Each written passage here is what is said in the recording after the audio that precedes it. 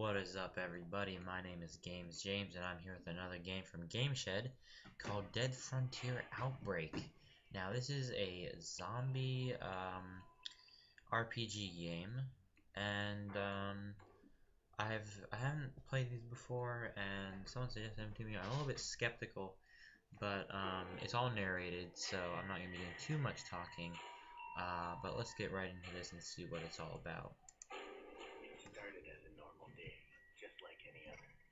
I took a shower and grabbed a quick cup of coffee before heading out of the front door and waving goodbye to my loving wife.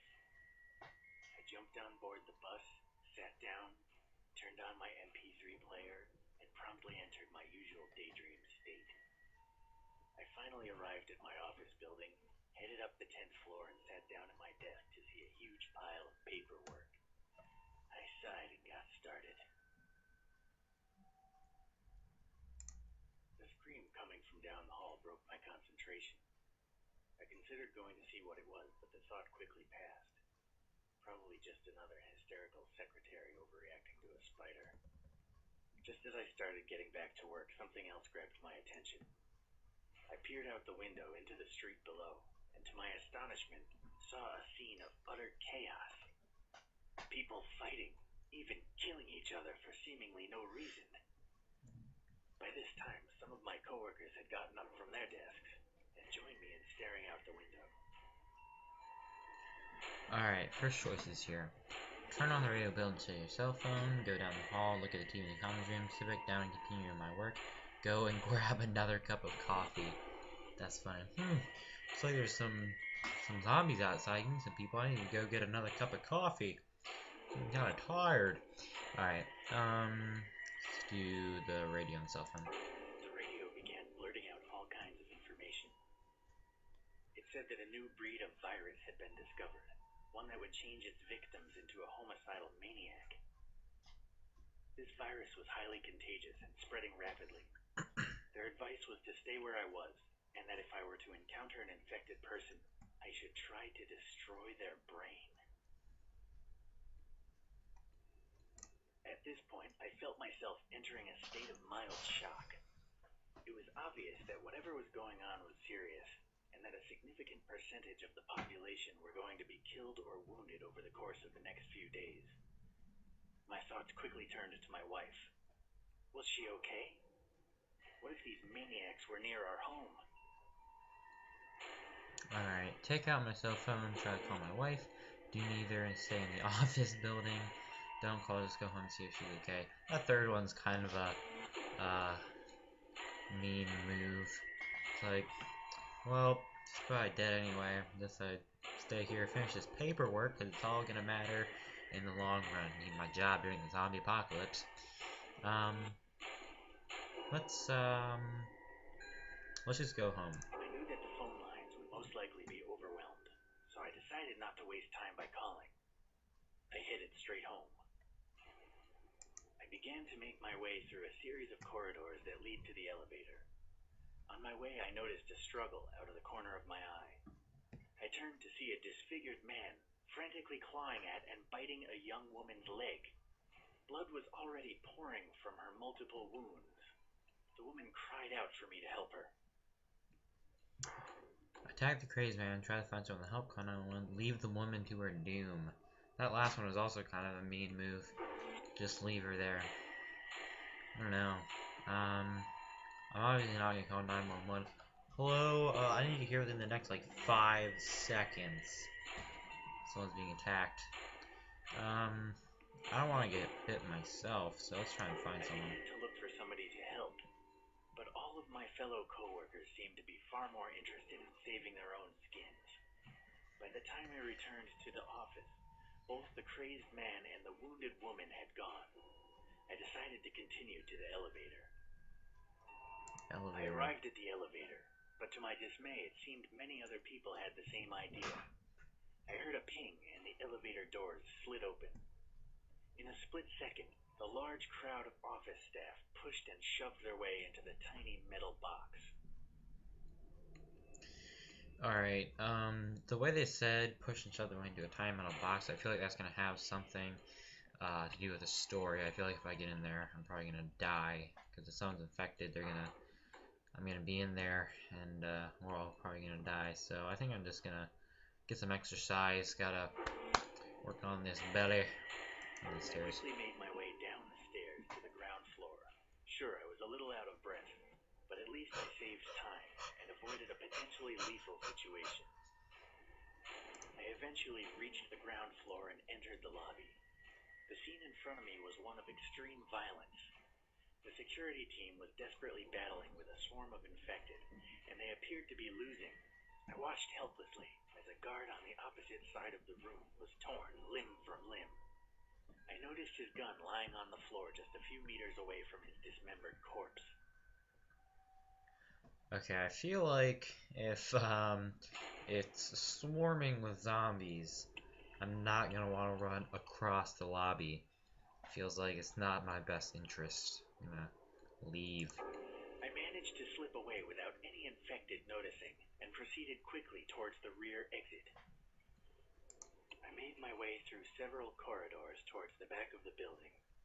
As I approached the rear entrance, I spotted a hefty padlock across the bolt, making it practically impossible to open without a key. I cursed my bad luck and tried to figure out my next move. Curse you. The janitor would have had the key, but reaching his office would have required going back towards the lobby. Let's not go back towards the lobby. Seems like a good idea. If it has a padlock on it, charging down the door is not going to be very smart. Waste a little bit of time. Let's go through the window. I realized that breaking the door down would be impossible, and that heading back would be too dangerous. So I set about searching for another exit. Good man. I remembered that there was a small window in the male bathroom just a few doors down the corridor. I arrived at the bathroom door and pushed it open. Suddenly, I heard a bestial roar coming from further down the corridor. A dozen infected had spotted me and were now heading in my direction. I quickly entered the stall and spotted the window I was thinking of. However, to my dismay, it was much smaller than I had remembered. I thought that I would probably fit, but I knew it was going to be a very tricky maneuver. Go straight through the window, hide in the cubicle, and hope the infected pass before trying the window. Flood the bathroom before trying the window. I feel like there should be a take a dump option here. Feels like that's a best option. Let's just go straight through. Pop on through there. To waste time, I set about trying to squeeze through the window. A few awkward movements and a lot of pain later, I managed to force my way into the street, escaping the infected with only a few seconds to spare. Told you I had to use that belly. A lot of pain later squeezing through that window. I dropped from the window and landed on the pavement with a heavy thud. Looking up and down the quiet back street, I tried to decide what to do next. Eventually, I came to the conclusion that my best bet was to head to a main road and try to steal a vehicle or catch a lift. I jogged down the quiet street for a few hundred feet before stopping to catch my breath. I looked up briefly and saw a little girl wandering aimlessly in the middle of the road. A little girl wandering aimlessly in the middle of the road. Let's walk up to her, yeah. Let's go up there. See if she's okay. Well, she's a little girl. I'm a guy. I kind of want to be. If it is a little girl who's not infected, I want to make sure I can try and save her. But I mean, it's a little risky just walking up. I called out to the little girl. She slowly turned towards me before looking up, letting out a ghastly scream and charging towards me. My instincts told me that she was infected, and I immediately began to run in the opposite direction. Luckily, her legs simply weren't long enough to keep pace with me. Within a couple of minutes, she had lost my scent. Cool. I eventually arrived at the main road. As I suspected, the scene wasn't pretty. In every direction, I could see people either trying to fight or flee from the numerous infected. An array of dismembered corpses already littered the streets. I suddenly felt nauseous, and within a few moments I was vomiting my breakfast all over the pavement. I wiped my mouth with my sleeve and looked up to see a bus driving down the street. The number was the same as the one I usually took home. There appeared to be a lot of people on board already, but I thought I might be able to squeeze in.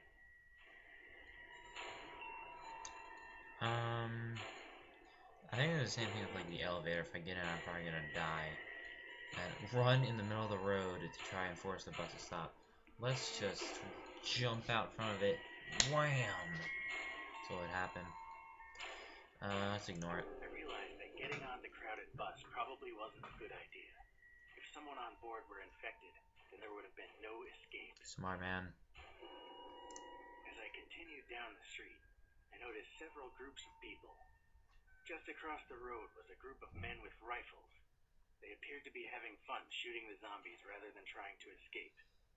In the alley, I could just about see a group of teenage boys armed with a variety of makeshift melee weapons. A few meters from where I was standing, a paramedic and an armed police officer were helping a wounded man, and as I glanced over my shoulder, I saw a group of survivors from my office building, heading in the same direction.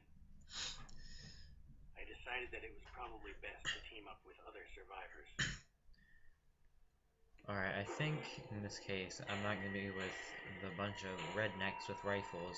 I'm really having fun because, pretty sure they're not exactly going to like city slicker like myself come and join them. I don't really want to go with the teenage boys because they seem like they're at a little bit of a disadvantage because of their age. The wounded man's probably going to come back and turn us all into zombies. So I'm going to go with my coworkers. Had some experiences with them in the past. They seemed happy to see me. Very happy to see me. I thought we should try to find some transportation to get out of the city center. One of them suggested we go to the parking area a few blocks down. We quickly agreed to our strategy and made our way down the street. As we approached the car parking area, we noticed a few infected wandering idly around the entrance.